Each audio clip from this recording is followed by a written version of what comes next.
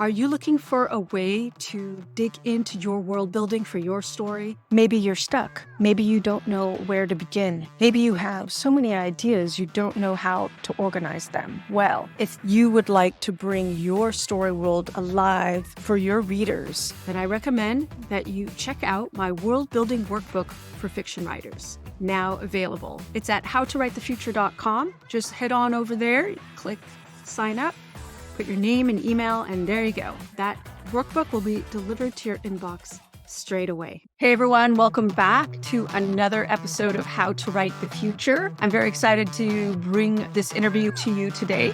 A little bit about our podcast. This is a podcast for science fiction and fantasy writers who want to write positive, optimistic futures, and for anyone who cares about the future, because when we envision what is possible, we help make it so. I'm so excited to bring today my guest, Nina Hart. Welcome, Nina. I'm going to share who you are to folks. I love your bio. Nina Hart is the founder of Writing from the Top of Your Head workshops. She offers writing workshops and one-on-one first draft book coaching, and is a certified Kaizen Muse creativity coach and Gateless Method writing facilitator. Her first collection of surreal shorts fictions called Somewhere in a Town You Never Knew Existed Somewhere was a finalist in Forward Review's Indie Fab Book of the Year Awards. Nina spends her time as a right-brained, highly sensitive, creative entrepreneur. She is passionate about helping writers find their voice and reclaim that hooligan kid spirit that most people have buried under an adult veneer. Nina considers herself to be an improvisational writer. She was a blocked writer until she rediscovered the curious part of herself who could play, experiment,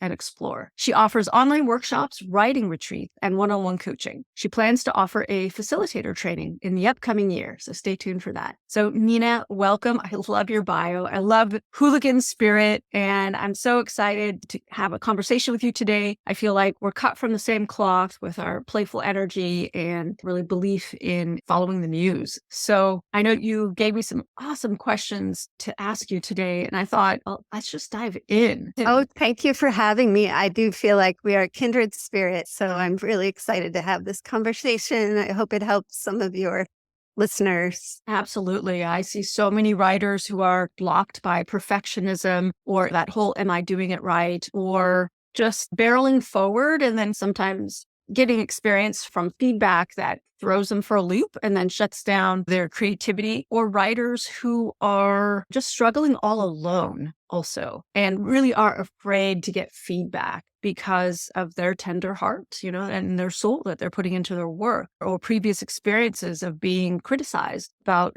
who they are. And so I really welcome this conversation around creativity and flow. And I'm really curious for you, what was your personal process in learning how to create flow in your writing? And you put in the note here that you're allowed to mention the amusement park ride. So please tell us that story.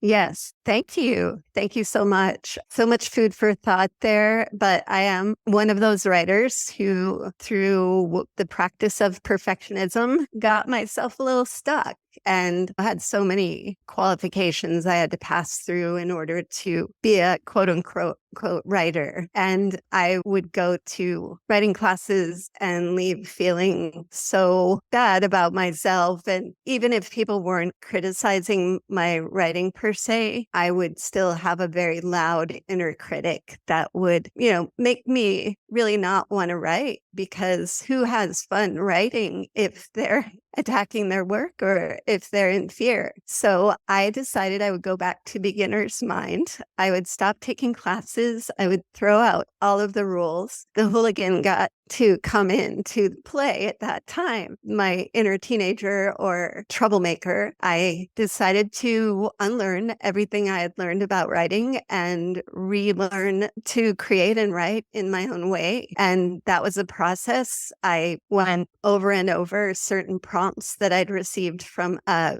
person named Marilyn who actually did lead a writing group, but it wasn't a class. And she was in her 80s and she came up with these bizarre, kind of nonsensical writing prompts. And I think there's something about engaging nonsense, that sort of Dr. Seussian language that allows us to go back to our inner child. It allows us to start playing again and be curious and to drop the expectations. So I just started playing in the land of Marilyn prompts and other prompts that I gave myself, that once I had certain rules, if this is not fun, I am not going to do it. And I just started reconstituting myself. The amusement park ride did come around after I had done some of that, and I went back to Marilyn's group, and I felt, this is very strange, of course, but these are science fiction writers you are working with. So let's just go to that place.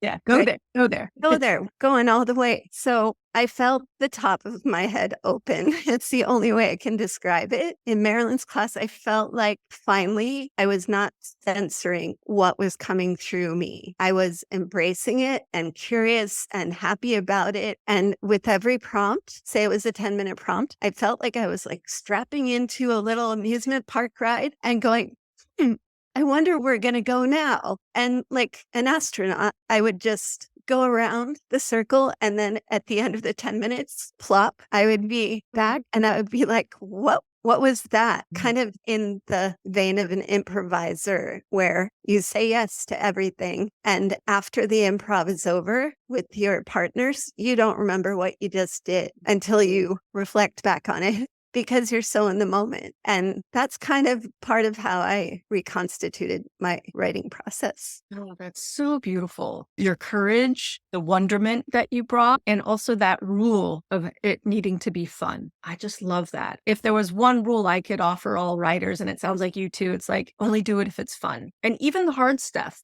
can be fun too. Lean into what is fun, what is juicy, what is attractive there. Yes. That's just wonderful. And I'm really curious because I write fiction. Was there a specific incident or that moment when you're walking out of class feeling so unhappy and you're like, why is my life like this? Is there a specific incident? Because in fiction, we talk about the turning point backstory that changes you in one direction or another, right? It can shape you for ill or good, not ill. Our characters start a story. They've been shaped by some marking event, something that shapes who they are in the moment on page one. So here you are today, this writing coach who helps people embrace their inner hooligan. I just love that. Was there a specific moment in time where you're like, I don't want to be that kind of writer. I want something else. Do you have a story there? As a writer, I'm so interested in what you just said because of stories and their power and how we do need that character to have that incident where they're at a turning point. I do think it was when I realized I am not having fun anymore and these classes are painful and I don't feel safe. And I think I reflected at that time also upon my entire education in public schools in Cleveland, Ohio. There were a lot of good things about public school. And there were also a lot of things that did not work for me. And I've got ADHD. I think I'm a different kind of learner. And school, again, did not work for me. And so when I was in high school, I started reading many books on education because I wanted to figure out why is this not working for me. So I read John Dewey, A.S. Neal, a little bit later, Paulo Freire, the great Brazilian educator. And Paulo says, we're not banks to be filled. We don't deposit knowledge into ourselves. We are actually our experience. And who we are is what we bring to the world. And that's what you bring out of students because they already know so much. And I think once I empowered myself to realize that I know what I know, and that is my greatest gift to anyone else and to myself. Like instead of going to these experts who I thought were supposed to grant me permission to be a writer or whatever, I was like, no, this is who I am. So. Oh, that's so beautiful. And I'm tearing up because, well, I don't publicize this, but my bachelor's degree is in education as an interdisciplinary degree because UC Berkeley did not have an education undergraduate degree. I don't think they do yet, even though they have a school of education education for your master's or PhD. So I read Freire, I read Dewey, and I actually read Freire in my democracy and education class, where it was such a breakthrough class for me. I actually quit college for some time after that class because that class is like, decide for yourself. Yeah. Hey, everyone in class, shall we decide to give ourselves the grades we think we deserve from this class? And the whole class was a discussion. The whole class was run as a participatory democracy with discussions about what is democracy, what is education. And that broke me wide open and made me realize I don't want to be in school. Why am I in school? So I left. I was an au pair in Paris for a year. And of course, I came back to school because I knew I would. I did want that. So the freedom that he talks about, it makes me want to revisit his work. Because I was, 19 when I read it. So I just love that you took it upon yourself to go, why isn't it working? And what's going on here? So beautiful. Thank you. Can I interject that I was in San Francisco when I first learned about Paulo, and I was at New College of California. I was like 21 years old, and my teacher taught a class called Education for Liberation, and Paulo came and taught us. I got to meet Paulo with Miles Horton, the person who founded the Highlander School in Tennessee, and Martin Luther King, Rosa Parks, all those people went to study with Miles, and Miles and Paulo were friends. So it's all of these. I just needed to say that we were there doing similar things, probably around the same time. And I love it. Yeah, that's such a great synchronicity. I think you're a generation older than me because this was in 1989, I think. Yeah, I was like in the early 80s. Okay, yeah. Not too far apart. Yeah. Otherwise, you would have met Paulo. Wow. Oh, that would have been cool. So incredible. There's so much wonderful things here. I know there's a big movement going on to rethink education, rethinking schools, I think is what it's called. I've been tangential to that or just paying attention because I'm deeply, deeply interested in education and how we educate the next generation and how can you and I were like, how can we bring creativity to the fore? Because being able to exercise the creative muscle is what is, in my opinion, going to allow us to think differently and create new stories, create new paradigms. It's the only way we're going to get out of the way we've been doing things is to learn how to exercise that creative muscle and try new things and go to the edge and be bold and be a hooligan and take those risks. Thanks for listening, everyone. That was part 1 of my 2-part interview with Nina Hart. Stay tuned for next week's episode where we will go into the value of permission to be creative. We'll talk about how to elicit greater flow in your writing. There's a fun writing prompt dealing with Jell-O. Plus, we'll also talk about prioritizing process over product and self-care and more. So thanks again for listening to part 1 with Nina Hart. Stay tuned for part 2 and be sure to check the notes with this episode for how you can connect with Nina Hart and her program, Writing from the Top of Your Head. Please like, subscribe, and, please share with the writers in your life who are writing science fiction and fantasy and want to create positive, optimistic futures. Because when we vision what is possible, we help make it so. That's all for this week, everyone. Take care and happy writing.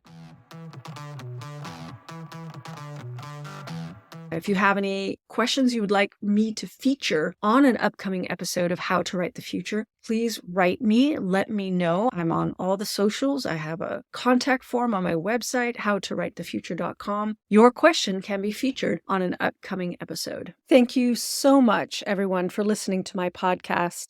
Your interest and feedback is so inspiring to me and helps me know that I'm helping you in some small way. So write long and prosper.